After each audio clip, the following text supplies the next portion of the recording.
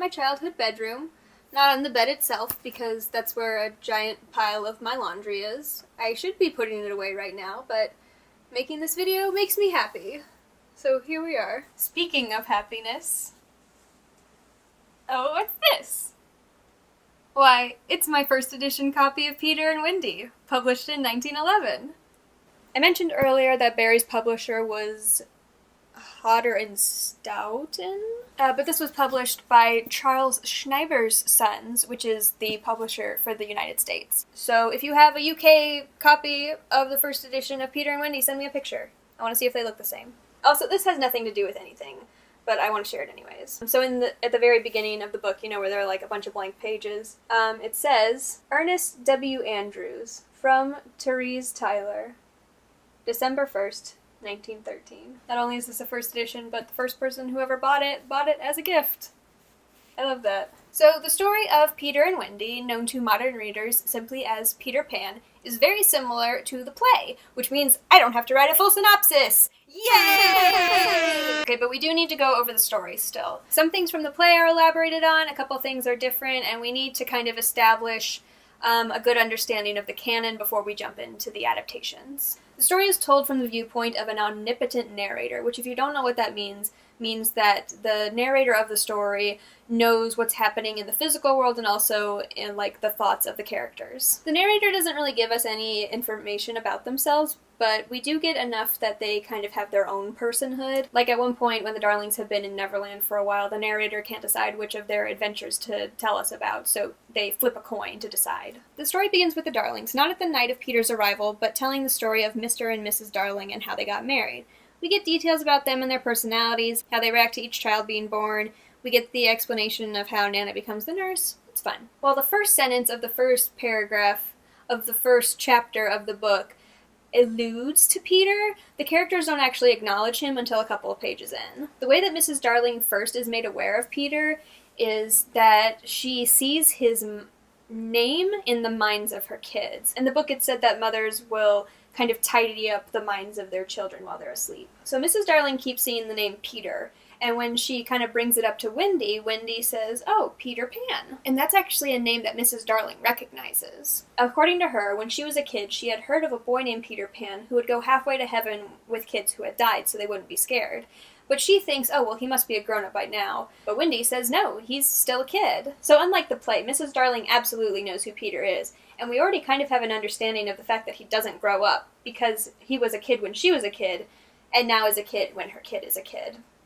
That was a sentence. Another night she, finds leaves on the floor of the nursery, and then on another night, that's when she sees Peter's face at the window, and Nana gets his shadow. In the play, Mrs. Darling just sees the face at the window and gets the shadow, but in this version of the story, Mrs. Darling has, multiple proofs that there is someone who's coming to the house who she absolutely knows who he is, and he's leaving physical evidence behind. But Mr. Darling's still like, no, babe, it's fine. We can still go to the party. The kids will be fine. So on that fateful Friday, Mr. and Mrs. Darling go from their house at number 14 down the street to number 27 to get their Edwardian drank on, and Peter Pan swoops in to spirit their kids away. After a very long flight, the gang makes it to Neverland, and the same stuff as the play happens, but again with lots of descriptions. The Lost Boys are hunting the beasts, who are hunting the natives, who are hunting the pirates, who are hunting the boys, and it just goes round and round in circles until they either all kill each other or until Peter comes back. Like in the play, Hook waxes poetic about his hook in his hand and the crocodile. They find the boys' hideout, and then they hatch a plan. Tinkerbell, who has made no secret of the fact that she hates Wendy's guts, gets Toodles to shoot her out of the sky, but the acorn kiss saves her. Instead of taking her down to their lair, Peter and the boys build a fairy house around her, which again mimics the story of the fairy house in Kensington Gardens. Oh, quick side note. The top hat that John brings with him to Neverland is the chimney of the fairy house. It's kind of funny how John himself is kind of an inconsequential character, he's kind of an extension of Wendy, and he and Michael are just kind of extra lost boys. But the top hat makes it into almost every adaptation, even if the fairy house isn't there. For fear of repeating myself too much, we're gonna quickly move past the fact that the stuff that happens on Marooner's Rock happens basically exactly the same as the play, and then the consequential dynamic between Peter Pan and Tiger Lily is up to whoever's adapting the work. The Darlings are having a merry old time, you know, fighting pirates and such. But the longer they stay on Neverland, the more John and Michael start to forget their actual real parents, and Wendy kind of worries that if they stay for too long, they're just all going to forget completely. So she wants to go home, and the Lost Boys want to go too.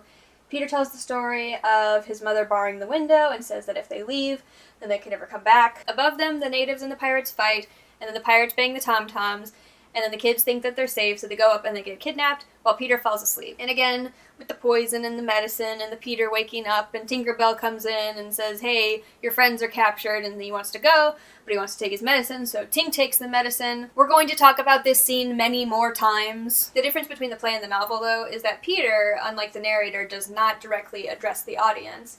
Instead, he just kind of calls out to the children of the world to help him save Tinkerbell.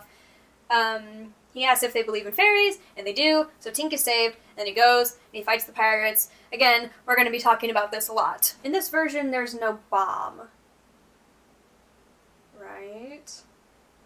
And then big text on the screen that says right or wrong. Wrong. A bunch of pirates die, Captain Hook falls to his death, and then Peter and the gang set sail for England. The Darlings return, the Lost Boys get adopted, they all grow up, they forget how to fly. Years and years pass, and Peter comes back for Wendy, except she's an adult now with a daughter of her own named Jane. Peter takes Jane to Neverland for spring cleaning, and when Jane is a grown-up, she has a daughter named Margaret, who he then takes her for spring cleaning. When Margaret grows up, she will have a daughter, who is to be Peter's mother in turn.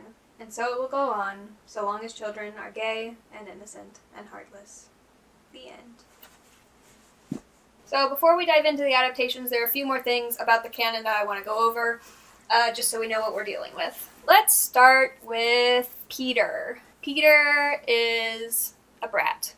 Like, he's really dumb. Like, he's a dumb kid. He's dumb in, like, a puppy kind of way and, like, in a whimsical, like, childlike kind of way. I mean, obviously, like, he's literally a child. But it kind of goes beyond that. He's arrogant and forgetful. Like, in the book and in the play, after Wendy sews his shadow back on, he just immediately forgets that she did anything, so he jumps up and goes, oh, the cleverness of me. Like, he forgot something that somebody did when they're right in front of him. Like, he's like a goldfish. Just head empty, mom spaghetti. I'm roasting a child right now. Like, I'm a nanny. Imagine if I acted like this at work. So, how was little Jimmy today? Bro, this little dipshit can't even read. He's 6 months old. I know, what an idiot. On their flight to Neverland, which in the book is maybe days, maybe months, who knows, he actually forgets who Wendy is, like, several times. Like, he's just flying along and he's like, oh, hey, who are you? When Wendy comes back to Neverland at the end of the book, he's like, oh, I'll come back for you so you can do my spring cleaning. He comes back 1 year and then just forgets to come back for like over a decade. This boy is a mess. So let's talk about the Lost Boys. In Peter and Wendy, there are 6 Lost Boys. Toodles, Curly, Slightly, Nibs, and the twins. The Lost Boys, according to Peter, are babies who fell out of their prams when their nannies weren't looking. And speaking as a nanny, like, what the hell, people? What were you even looking at? Like, phones hadn't even been invented yet. How could you let a baby escape you if they can't even roll over? You dumb broads. The boys are not allowed to dress like Peter. He wears leaves, and they wear the furs of animals they've killed. The boys are also not allowed to grow up, and if they show signs of growing up, Peter thins them out. Either way, the boys have no concept of what a mother is, so that's really why they need Wendy in their lives. They welcome her immediately with open arms and would just do anything that she asks of them. It's really sweet, just like this very naive, childish, immediate, completely unconditional love. It's really cute. They're good boys, Brent! Something that some adaptations work around is that Wendy, John, and Michael are gone for a long time. The play is vague on how long exactly. Like, Mrs. Darling makes mention of Nana making the beds day after day. But is that, like, 3 days? A year? Neverland time and Earth time work differently, so, like, many seasons pass in Neverland while the Darlings are there. But when the Darlings leave Earth or England or whatever, there's mention of fresh snow on the ground, and there's mention of, like, Christmas desserts being made, so, like, They probably left in early December at least. And there's also fresh snow on the ground in Neverland when they leave to go back to England. And on the Jolly Roger, when they're sailing to England, Peter makes mention of hitting the mainland in June. So, like, December to June, were the Darlings gone for 6 months? Were they gone for more than that? I mean, Peter might have just made up that date. We know he can't read. Either way, yikes. Another thing left up to the adapters is the inclusion of Native Americans. Now, Barry talks about the tribe in the book, and they start out as adversaries to the Lost Boys, but later become their allies. But even when they are allied with the Lost Boys, they aren't really written in what I could consider to be a favorable light. I mean, Barry describes how this is how they walk at night, and this is how they bang their tom-toms, and this guy has scalps. You know, it's like, he might as well have been writing about elves. Like, it's just like this fictional race for his fantasy story. And frankly, for a white guy living in the 1900s in London, like, he might as well have been writing about elves or Martians, because he would be more likely to meet one of those than, like, learn an actual real fact about Native Americans. So, you know, normally as a modern reader, we could just be like, you know, that's a yikes, but I could still read this. But here's the thing. I don't even want to say the name of the tribe, because when I was reading the book for this video, the name sounded familiar, but like in a bad way, so I looked it up, and it turns out that it's a horrible slur. You know, I want to give people the benefit of the doubt, but it's like, what? You're telling me that a white dude born in Scotland in 1860 might have been a little bit racist? Alright, you little shits. You are gonna sit in here and think about what you've done. Okay? I'll be back in 15 minutes. So yeah, we're not calling them that. Let's come up with a new name.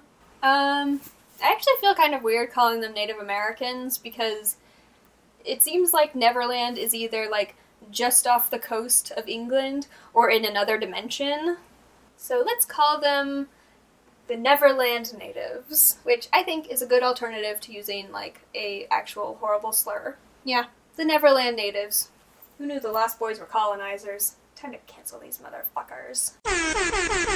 So as for the other sentience of the island, so, like, not the lions and the tigers in the jungle, we have the mermaids and the fairies. The mermaids are more of a side note in the book. Like, they don't interact much with the pirates or with the kids. But we do get a couple of little details, like how they like to play, I think, volleyball with bubbles. The fairies are mentioned more as an extension of Tinkerbell. Like, if she's got some quirk to her personality, it's sometimes attributed to all fairies, like having only room in her body for one emotion at a time. At the very end of the book, it's also mentioned by Wendy that fairies come in 3 colors. The mauve ones are boys, the white ones are girls, and the blue ones are little sillies who haven't made up their mind. Mood. Next, we can talk about the pirates. We can start with Captain Hook. He has many qualities that are addressed both in the play and in the book. I think out of everyone in the story, he's the character who has the most descriptions about his personality and about his appearance. Hook wasn't always a pirate. He had, like, a very proper past, and he's very concerned about, like, form and cleanliness and order. He has a background as, like, a teacher or a schoolmaster in England. James Hook is not his real name. Like, it's said in the book that if we knew his real name, there would be a scandal. Like, he's someone that we might know.